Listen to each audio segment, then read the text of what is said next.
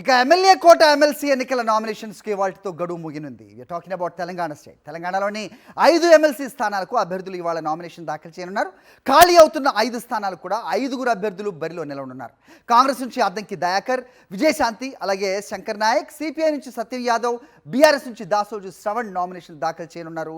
అభ్యర్థుల నామినేషన్ కార్యక్రమానికి ఆయా పార్టీల అగ్ర నేతలు కూడా హాజరు కానున్నట్టుగా చూస్తున్నాం. విక్రమ్, చెప్పండి. సో సిపిఐ అలాగే కాంగ్రెస్ ఎన్నికలకు ముందు పొత్తులో భాగంగా 2 ఎమ్మెల్సీ స్థానాలను చెప్పారు. ఇప్పుడు 1తో సరిపెడుతున్నారు.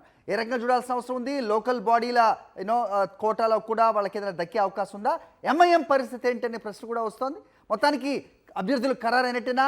విజయశాంతి అభ్యర్థిత్వం సెంటర్ నుంచి ఆవిడ అంటే పై అధిష్టానం నుంచి కూడా పావులు కదిపినట్టుగా కూడా వార్తలు వినిపిస్తున్నాయి. ఒకంత అందరూ కూడా సర్ప్రైజ్ అయిన పరిస్థితి కూడా చూసాం. విక్రమ్,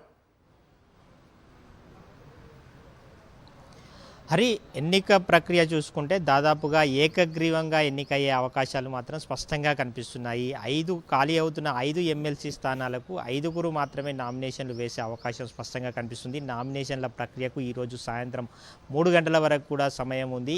ఆ ప్రధాన రాజకీయ పార్టీలు కాంగ్రెస్ పార్టీ నుంచి 3 అభ్యర్థులు, బీఆర్ఎస్ నుంచి 1, అదేవిధంగా సిపిఐ నుంచి 1 పోటీ చేస్తున్న పరిస్థితి ఉంది. మిగతా ఎవరు కూడా పోటీ చేసే అవకాశాలు అయితే స్పష్టంగా కనిపించడం లేదని చెప్పుకోవచ్చు.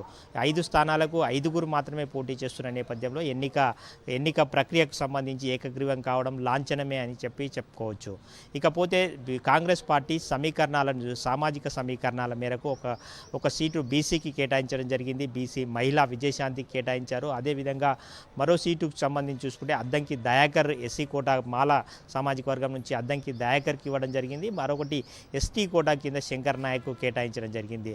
అయితే మనం చూసుకుంటే ప్రధానంగా కాంగ్రెస్ కేటాయించిన 2 ఎమ్మెల్సీ సీట్లలో కూడా 2 నల్గొండ జిల్లాకు సంబంధించిన నేతలే కావడం విశేషం. ఇకపోతే సిపిఐకి పొత్తులో భాగంగా గతంలో అసెంబ్లీ ఎన్నికల సందర్భంలో పొత్తులో భాగంగా మిత్రపక్షంగా ఉంటున్న నేపథ్యంలో సిపిఐకి కూడా ఒక సీటు కేటాయించారు.